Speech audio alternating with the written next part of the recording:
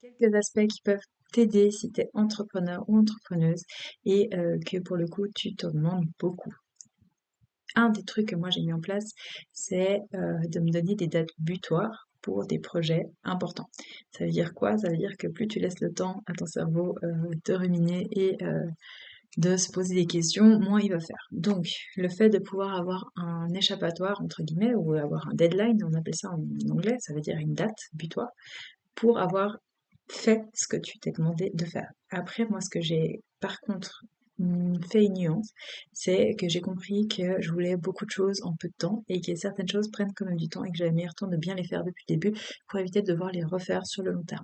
Donc un projet qui, des fois, je me dis ça va me prendre une semaine, bah je suis ok avec le fait que ça peut me prendre un mois, mais par contre, bah en fait, je vais mettre une date butoir. Ça veut dire que j'ai par exemple 3 gros projets par année où bah, je vais les délimiter sur en tout cas 3 mois chacun. Et pendant ces 3 mois-là, je vais me concentrer sur une de ces choses.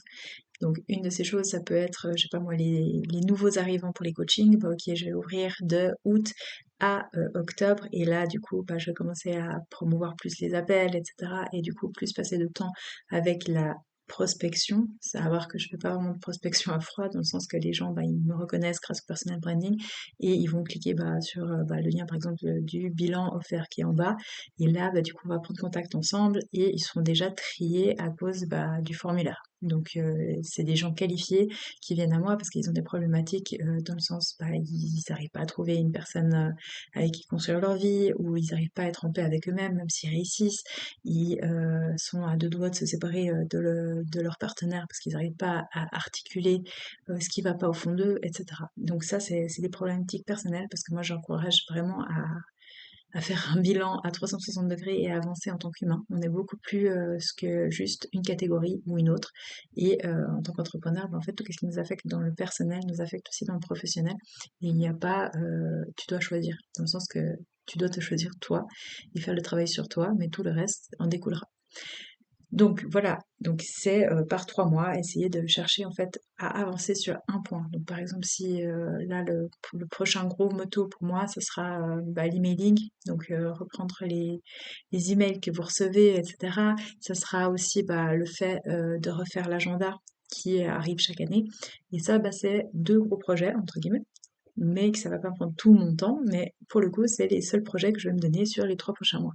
Et ça me permet en fait de garder mes journées assez vides pour avoir de la créativité, parce que je sais que c'est quand même demandant pour mon cerveau et que je peux pas attendre de moi-même de faire 400 autres trucs. Et en fait, le multitasking, souvent, c'est une excuse pour la médiocrité, dans le sens que tu es obligé de faire une chose à la fois et de te concentrer dessus, et ensuite tu peux passer au reste, au truc un peu plus libérateur pour ton cerveau, dans le sens les choses que tu feras beaucoup plus facilement et que tu n'as pas tendance à procrastiner.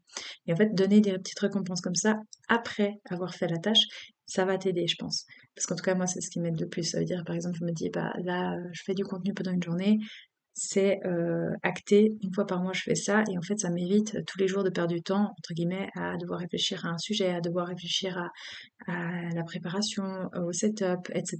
Et je le fais qu'une fois. Et ensuite, bah, je programme directement l'après-midi et mes vidéos, elles vont tourner. Aujourd'hui, on a tellement, tellement de chance avec l'automatisation, avec l'intelligence artificielle, etc. Ça ne va pas empêcher que le fait que tu dois faire le travail, que tu dois planifier ton travail, que tu dois avoir une vision, mais en tant qu'entrepreneur et entrepreneuse, tu dois vraiment t'axer sur la vision.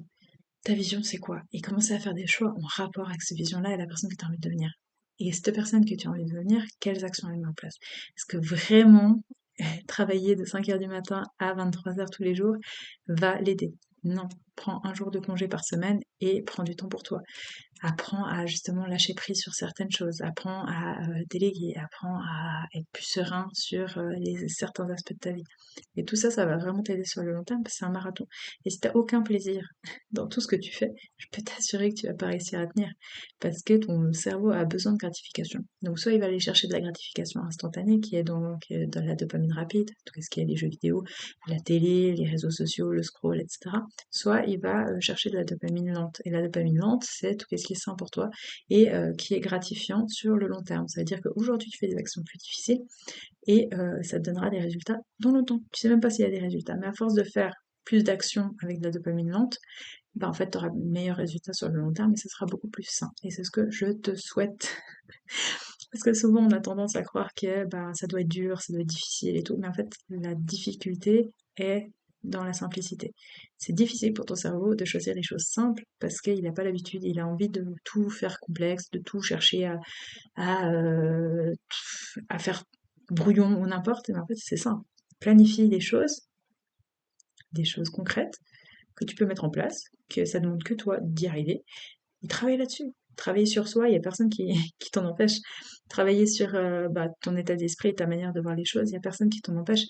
Et travailler sur tes croyances, personne t'en empêche. En fait, le mindset, la manière que tu perçois les choses, la manière que tu vas appréhender les choses aussi, ça va changer toute ta vie. Toute ta vie. Une tâche que tu te dis, ah, nul, trop nul, quoi. Je sais pas moi, par exemple, t'as peur d'un truc en particulier, par exemple, de ne pas avoir d'argent sur ton compte. Bah, utilise cette peur pour une bonne escient, en fait. Et j'ai plein d'entrepreneurs qui font plein d'argent et qui restent avec ce mindset de garder 2 ou 3 000 francs seulement sur leur compte pour être sûr qu'ils se bougent à fond, même s'ils font déjà des millions. Et ça, je trouve que c'est intéressant. Ça veut dire que même ils savent eux-mêmes qu'ils ont cette peur de manquer d'argent ou autre, mais en fait, ils l'utilisent pour en faire plus. Et c'est ça que tu veux. C'est ça que tu veux chercher. Ça veut dire pas essayer d'être dans le déni ou autre, mais essayer de te mettre face aux choses que tu sais que ça fonctionne sur toi et de continuer là-dessus. Tu sais que pour toi, par exemple, bah, t'as pas aucun plaisir à faire des réseaux sociaux ou à mettre ta tête dessus et tout, c'est ok. Mais du coup, comment toi, de ta manière d'être, ça fonctionne? Est-ce que c'est bah, du coup d'aller à des trucs de networking? Est-ce que c'est de rencontrer des gens en dehors? Est-ce que c'est de contacter des gens qui sont déjà au niveau que tu es? Et en fait, continue là-dessus. Il n'y a pas de règles. La seule règle qu'il y a, c'est toi qui dois les mettre en place et que ça soit aligné avec toi. Si tu crois fermement que pour réussir, tu dois faire X, Y, Z, tant que ça fonctionne pour toi et tant que tu réussis, tant que tu es épanoui, t'as tout gagné, t'as pas besoin d'expliquer. Les croyances que tu dois défendre, ou les gens que tu vois qui défendent leurs croyances à un niveau où tu ne peux jamais rentrer en conversation avec eux, c'est souvent qu'ils ne pensent pas par eux-mêmes. Quelqu'un qui pense par soi-même, il va pas essayer forcément de te marteler sa vision des choses. Et il peut discuter. Il peut discuter de sa perception, de sa vision, etc. Et il le fera volontiers avec les gens qui ont envie d'écouter. Et les autres qui ont un différent point de vue, c'est sympa aussi d'apprendre en fait à communiquer et de voir d'autres perspectives. Parce que toi, tu vois une perspective de ton point de vue. Et en fait, c'est comme le 6 que tu vois par terre. Toi, peut-être que tu vois 6, mais quelqu'un voit 9. Est-ce que tu as raison, est-ce que tu as tort? On s'en fiche. L'important, c'est que toi, ce que tu perçois, ce que tu vis, ce que tu ressens, soit aligné avec qui tu as envie de devenir et qui t'es. C'est tout ce qu'on demande. Et la plus haute des fréquences, c'est l'authenticité. Tant que tu n'essayes pas d'être quelqu'un d'autre, tant que tu justement enlèves ces masques de société qui te dit qu'il faut être le gentil, qu'il faut être... Non, en fait, tu dois être rien du tout, tu dois être toi. Qu'est-ce que c'est qu'être toi? Et comprendre que ton imperfection, c'est aussi ce qui fait la beauté de l'humain. Le fait d'être unique, ça demande en fait d'accepter tes facettes. Tu auras des facettes d'ombre, tu auras des facettes où justement c'est assez dark, et tu as le droit en fait. T'as le droit. Et les gens qui justement n'ont pas envie de voir ces facettes-là, ben, sont souvent aussi ceux qui sont le plus vite bloqués.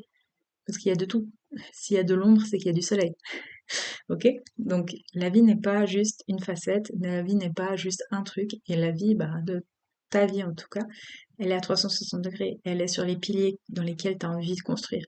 Et tes piliers, moi je dis toujours, il y en a 5, c'est la foi, les amis, la famille, et le couple donc dans la famille, le fitness, donc la santé, et les finances. J'espère que ça t'aide. En anglais, c'est les 5 F. Friends, Family, donc avec le boyfriend ou le girlfriend. Finance, Faith et Fitness. Voilà, j'en parle dans ma formation en quête de sens et liberté. T'es plus que welcome d'utiliser le lien en dessous. T'as 14 jours gratuits, offerts. C'est pour te montrer à quel point il y a de la valeur. Et bah, comme ça, si tu as envie de poursuivre, tu pourras le faire sans autre. Si tu as aussi besoin d'un accompagnement plus aligné avec toi, que tu veux vraiment mettre les choses en place et qu'en 2026, ta vie ne soit plus du tout pareille, dans le sens que tu sois vraiment aligné avec qui t'es, que tu marches bien dans tes baskets, que le matin tu te lèves, t'es bien et t'es en harmonie avec toi-même, que tu oses faire les voyages que tu as besoin de faire, que tu oses aller parler aux personnes que tu as besoin de parler, que tu oses être dans le couple que tu veux être, que tu oses en fait, que tu oses sortir le meilleur de toi dans ton boulot. Et ça se travaille. Et ça demande en fait des réflexions différentes. Et on peut pas s'attendre aux mêmes résultats. Quoi, on peut pas s'attendre à des résultats différents avec les mêmes actions. Et ça, c'est clair et net. Mais dans tes croyances, c'est là où il faut aller chercher. C'est dans ce que tu perçois. C'est dans ce que tu crois être la vérité. Ça, c'est le plus dur. parce que ça, ben, c'est difficile en fait de s'en sortir. Il y a que ben, les gens qui se remettent pas en question où le pire peut arriver. Je te le souhaite pas. Voilà, voilà. J'espère que tu passes en tout cas de bonnes bonne fin de journée. Et puis, en tout cas, bah, je te dis à tout bientôt. Abonne-toi, partage. Et tu connais, tes petits commentaires me font toujours plaisir et je les lis tous. Voilà, bonne journée.